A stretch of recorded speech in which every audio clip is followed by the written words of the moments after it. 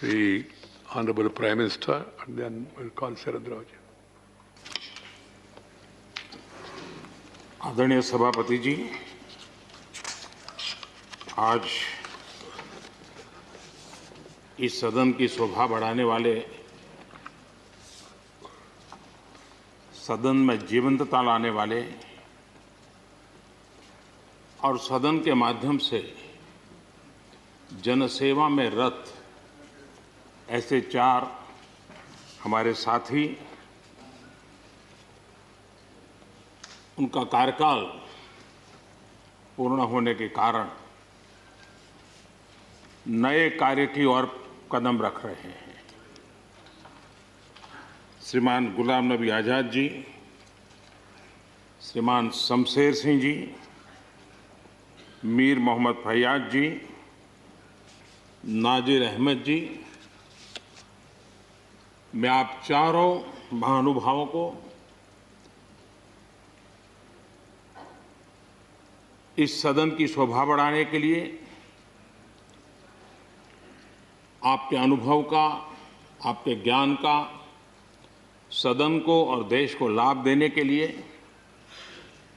और अपने क्षेत्र की समस्याओं का समाधान के लिए आपने जो कुछ भी योगदान किया है, उसके लिए मैं सबसे पहले तो आपका धन्यवाद करता हूं।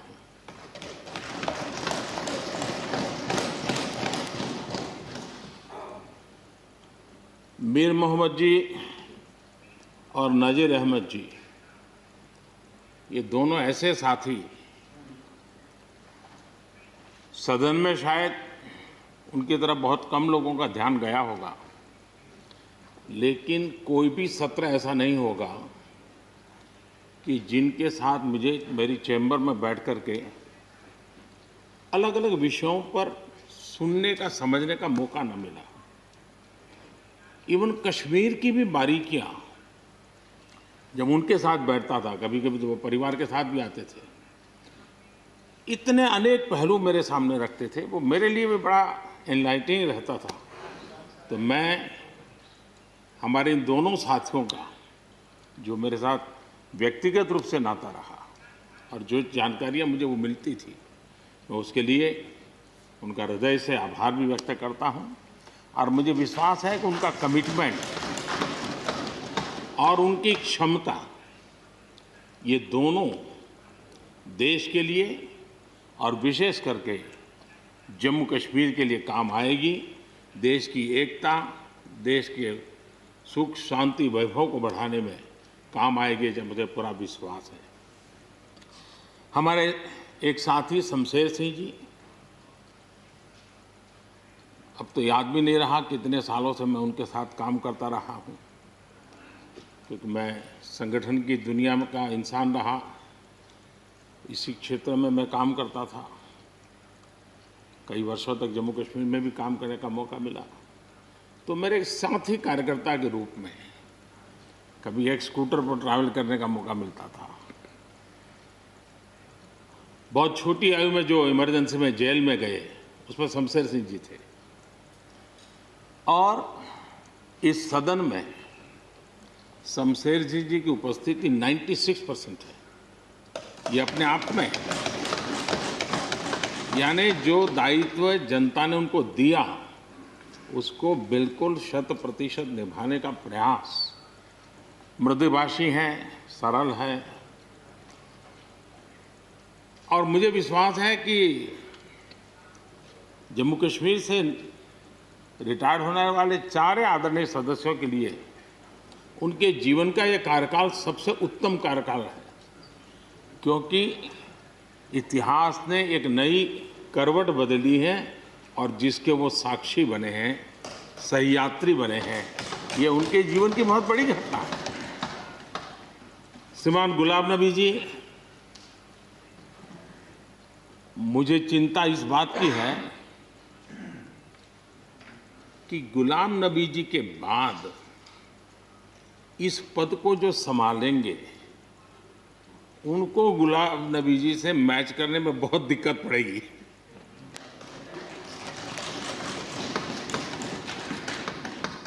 क्योंकि गुलाम नबी जी अपने दल की चिंता करते थे, लेकिन देश की और सदन की भी उतनी ही चिंता करते थे।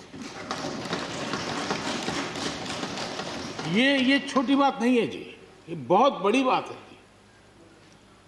वरना अपोजिशन के लीडर के रूप में अपना दबदबा पैदा करना, ये सब मोह किसी को भी हो सकता है, लेकिन उन्होंने सदन से, मैं शरद पवार जी को भी इसी कैटेगरी में रखता हूं, वे सदन की और देश की चिंता को प्रायोरिटी देने वाले नेताओं में से रहे। गुलाम नबी जी ने बखूबी इस काम को निभाया है। मुझे याद है इस कोरोना काल में मैं एक फ्लोर लीडर्स की मीटिंग कर रहा था, तो उसी दिन गुलाम नबी जी का फोन आया। तो मोदी जी, ये तो ठीक है आप करते हैं, लेकिन आप एक काम कीजिए, सभी पार्टी लीडर्स की मीटिंग जरूर बुलाइए। मुझे अच्छा लगा कि उन्होंने पार्टी लीडर्स के साथ, सभी पार्टी अध्यक्षों के साथ बैठने का मुझे सुझाव दिया, और मैंने उस मीटिंग को किया भी। वो गुलाम नबी जी के सुझाव पर किया था, और मुझे कहने में,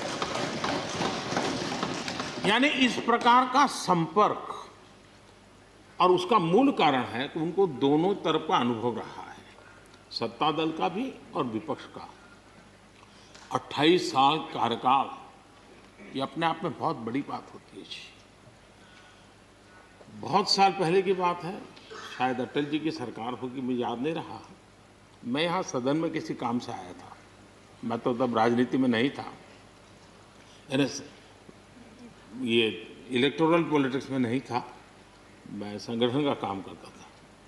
तो मैं और गुलाम नबी जी ऐसे ही लॉबी में गप्पे मार रहे थे। अब जैसा पत्रकारों का स्वभाव रहता है, बराबर नज़र लगाए बैठे थे कि ये दोनों का मेल कैसे हो सकता है। हम हंसी खुशी से बातें कर रहे थे, तो हम जैसे ही निकले तो पत्रकारों ने घेर लिया। गुलाम नबी जी ने बहुत बढ़िया जवाब दिया था, वो जवाब हम लोगों के लिए बहुत काम आने वाला है। उन्होंने कहा, भाई देखिए, आप लोग हमको अखबारों में या टीवी माध्यमों में या पब्लिक मीटिंग में लड़ते झगड़ के देखते हो, लेकिन सचमुच में इस छत के नीचे हम जैसे एक परिवार का वातावरण कहीं नहीं होता है। इतनी हमारी आत्महत्या होती है, इतने सुख दुख होते हैं। ये जो स्पिरिट है, वो स्पिरिट अपने आप में बहुत बड़ी बात होती है। गुलाम नबी जी का एक शौक शायद बहुत कम लोगों को पता होगा, और कभी उनके साथ बैठोगे तो बताएंगे। हम सरकारी बंगलों में रहते हैं, तो बंगले की दीवारें, अपना सोफा सेट, उसी के आसपास हमारा दिमाग रहता है। लेकिन गुलाम नबी जी ने उस बंगले में जो बगीचा बनाया है, यानी एक प्रकार से कश्मीर की घाटी की याद दिला दे, ऐसा बगीचा बनाया है। और इसका उनको गर्व भी है, वो समय देते हैं, नई नई चीज़ें जोड़ते हैं, और हर बार जब कंपटीशन होती है तो उनका बंगलो नंबर 1 ले आता है। यानी अपने सरकारी जगह को भी कितने प्यार से संभालना, यानी बिल्कुल मन से उन्होंने इसको संभाला है। जब आप मुख्यमंत्री थे, मैं भी एक राज्य का मुख्यमंत्री के नाते काम करता था, हमारी बहुत गहरी निकटता रही उस कार्यकाल में। शायद ही कोई ऐसी घटना मिल सकती है कि जबकि हम दोनों के बीच में कोई संपर्क सेतु न रहा हो। एक बार गुजरात के यात्री, क्योंकि जम्मू कश्मीर में जाने वाले टूरिस्ट में गुजरात बहुत बड़ा नंबर रहता है, और टेररिस्टों ने पर हमला कर दिया, करीब 8 लोग शायद मारे गए। सबसे पहले गुलाम नबी जी का मुझे फोन आया,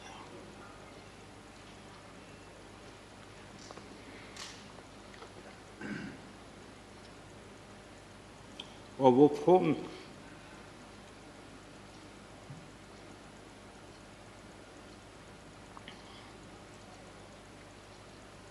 सिर्फ सूचना देने का नहीं था,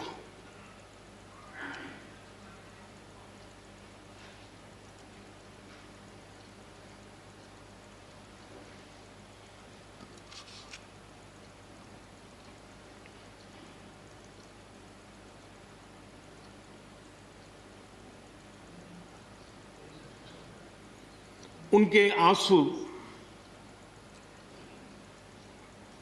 रुक नहीं रहे थे। फोन पे उस समय प्रणब मुखर्जी साहब डिफेंस मिनिस्टर थे। मैंने उनको फोन किया, मैंने कहा साहब अगर फोर्स का हवाई जहाज मिल जाए डेड बॉडी को लाने के लिए। रात देर हो गई थी। प्रणब मुखर्जी साहब ने कहा आप चिंता मत कीजिए, मैं करता हूं व्यवस्था। लेकिन रात में फिर गुलाम नबी जी का फोन आया। वे एयरपोर्ट थे।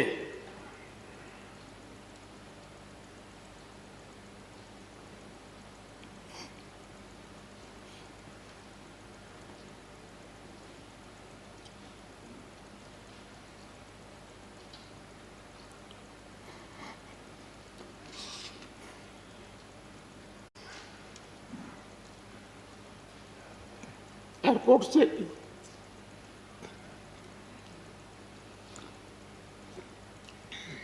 उन्होंने मुझे फोन किया और जैसे अपने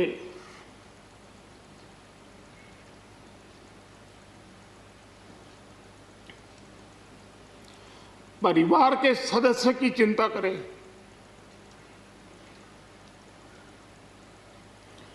वैसी चिंता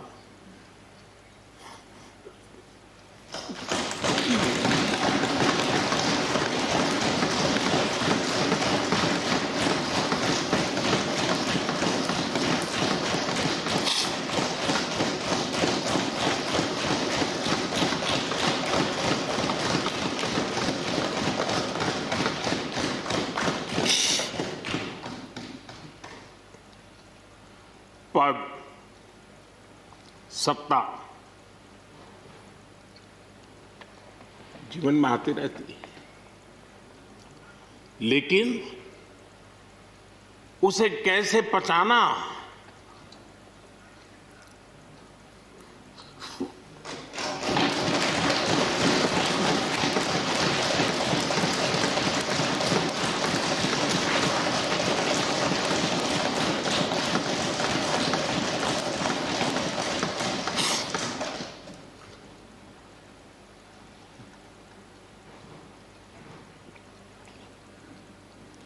मेरे लिए बड़ा भावुक पल था।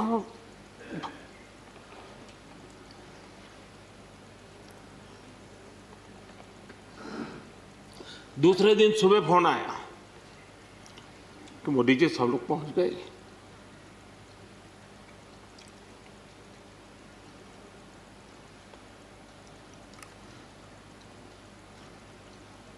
इसलिए एक मित्र के रूप में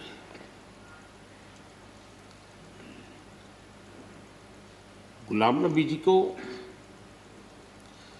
घटना और अनुभव के आधार पर मैं आदर करता हूं।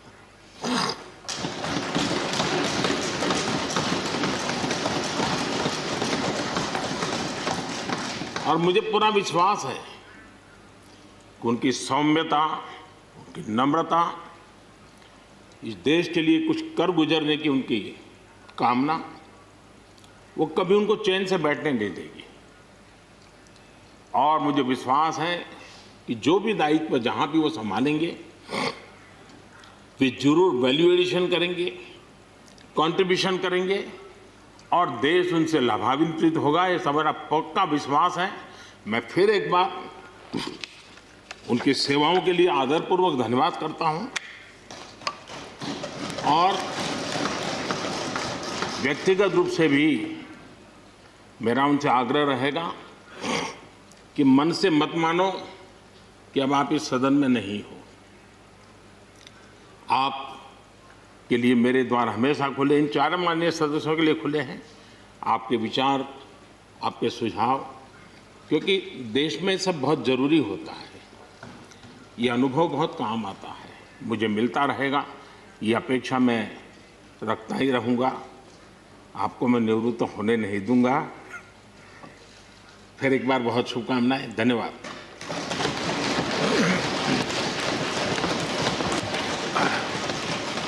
धन्यवाद प्रधानमंत्री जी। श्री शरद पवार जी।